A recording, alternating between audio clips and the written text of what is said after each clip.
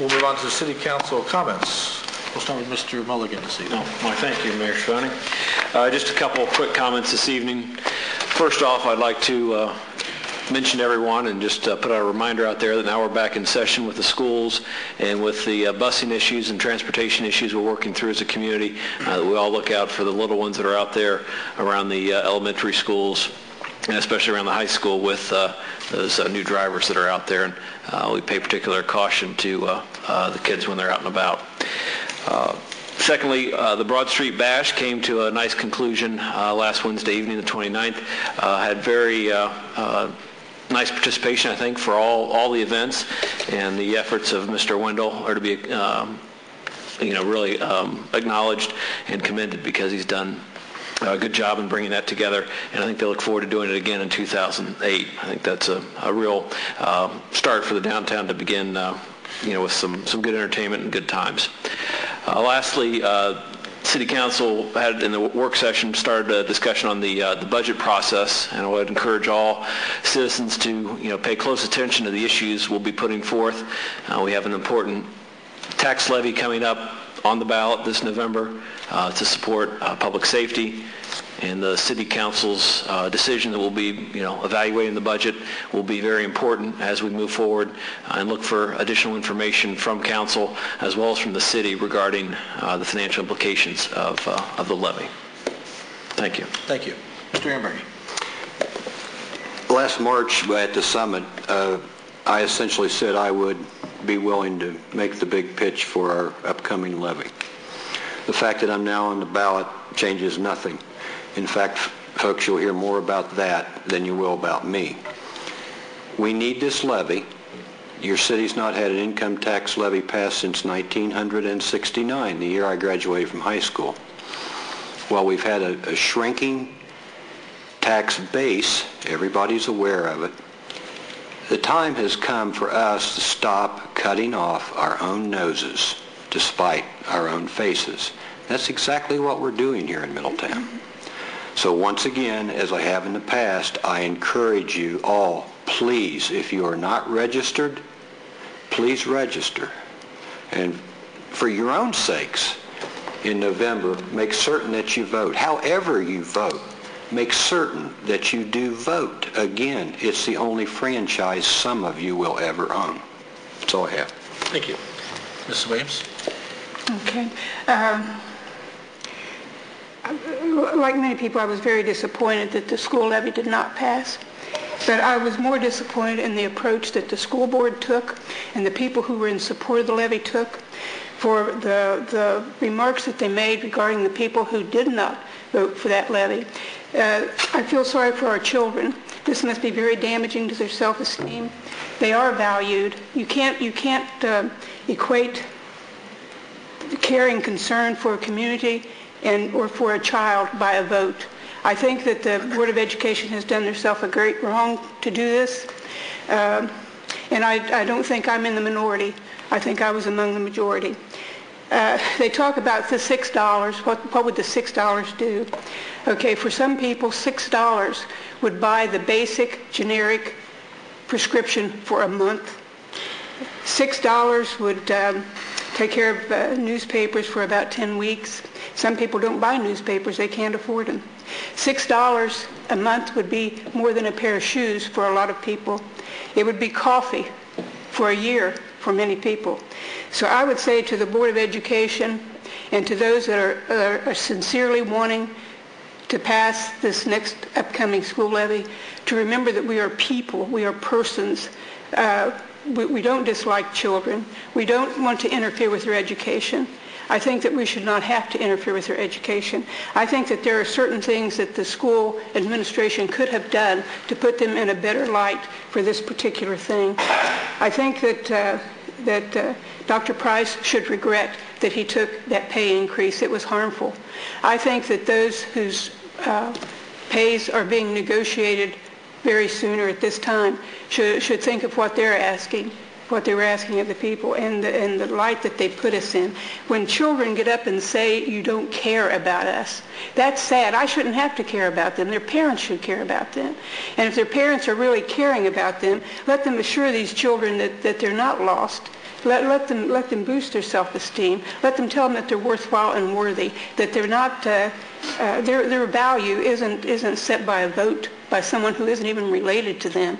So as well, you can see this is something that bothered me, and it bothered me very deeply. I would say there are other people that it bothered, but those people think that, no, you don't get up and say this about a school levy, because again, what does that make me? It makes me an uncaring, heartless, cold person, and that I'm not. So I would ask that if the school board expects to pass this, that they get some good counseling on how to run a positive campaign. Also, to not allow board members who will not send their children to that school to get up and tout the levy. That's bad business all the way around. So that's what I have to say for this. And as I say, I believe I'm in the minority. I think of those who voted against this levy, I would say that most every one of them was a property owner. Those who voted for it, I don't know. But I'm sincere in what I think. This is what people have said to me, and this is what I believe. So thank you very much. Ms. Lawrence? Yes, just a couple of items. First, let me speak to the school board and the levies. Even with the new the tax levy that the council may be proposing, we need everyone to take responsibility to go out and vote. Regardless of what your position is, our responsibility is to get you the information so that you make the right vote. But the key is that you're a registered voter and you're ready to vote on November 6th. And we can debate which side of the vote we should take. That's a moot point. The key is we need everyone to be responsible to be registered voters so that they can go out and make their vote known, their side known on November 6th. Just that was a side note, sorry. As far as the diversity committee or diversity affairs subcommittee, we've been communicating with Pope and Associates to get further direction on what we'd like to do as far as rolling out our first training. We have, I guess, some finer points that we need to outline, so we need to be meeting again soon to kind of nail that down so we can go ahead and schedule the training and let that and execute it. The Homestead Act for senior citizens, the deadline is October 1st. Please get that application in so that you can get a tax break on your property tax. Again, October 1st is the deadline. I'm not sure if we have that information on our website. If we don't, can we get that on there? I was not aware of that deadline. That's something we really need to publicize better. Right. I did see there's something on 8 Minutes of Middletown had a presentation on it a while back, but we'll get on our website. We just need to do anything we can to get that word out. But again, our people. Homestead Act for seniors, it's property tax ease, I suppose, and it's, again, October 1st is the deadline. Also, I got an email from a citizen in Middletown where they were concerned about some of the violence that occurred on their street, and it prompted this person to create what's called a respect and gratitude type of organization. Now, I don't know all the details behind it, but just the mere fact that an individual, a citizen of Middletown, decided, you know what, it is my responsibility to make at least my block, my community, a better place. And I think that's where we're headed, folks, as a town, that we're all going to have to take some personal responsibility in making our city a better place. We're not going to get there overnight. Again, we have some major decisions to face, hard decisions to face, but if every single person just decided we're going to take an individual responsibility to make our city a better place, it would be a phenomenal change in Middletown. We cannot keep expecting other people to do for us what we'll do for ourselves. And I just wanted to pass that along. That was encouraging to me that people are, you know, this is our city. Not just these 7 people sitting up here, but the 52,000 plus that reside in this city. So again, it is up to every single one of us to make Middletown a better place. That's all I have. Thank you. Mr. Armbruster. Thank you. On a lighter note, I have 3 words to say tonight, and as happy birthday, Melinda. That's all I have. Thank you. Smart move. Good save. Move. Mr. Marconi. Thank you, Mr. Mayor. I want to take a couple minutes and talk about last Wednesday on the 22nd, well, it's 2 weeks ago, we was involved in a roundtable discussion at Miami with Senator Sherrod Brown. He's had 7 of these around the state currently. The mayor had a big part in this when they contacted him, and they was needing a lot of information. They needed a briefing per se on basically, what are the local issues here. And I know the mayor spent a lot of time with this, and he called me and we talked about some issues also.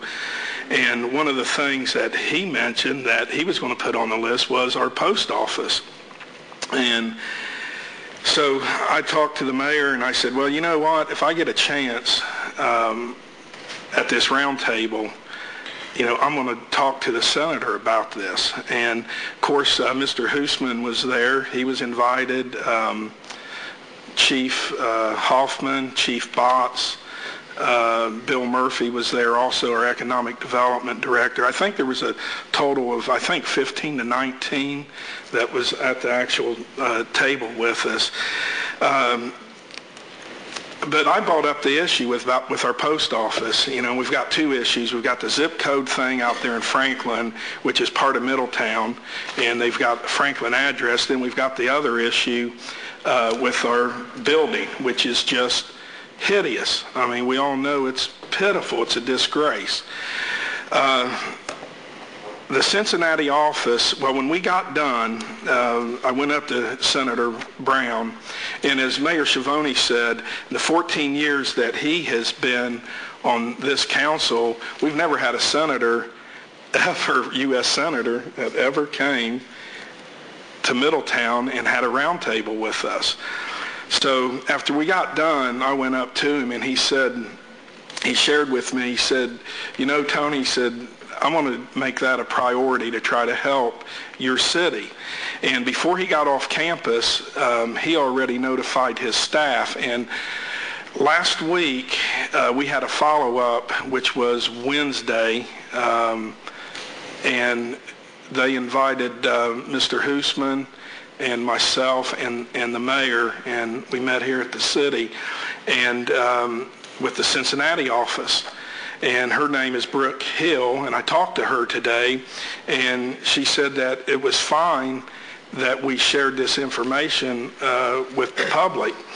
And she shared with us, she came up here and met with us, went to the post office and seen the situation, and she personally said that Senator Brown has, out of all these 7, that he is personally going to take on this project to try to help our city.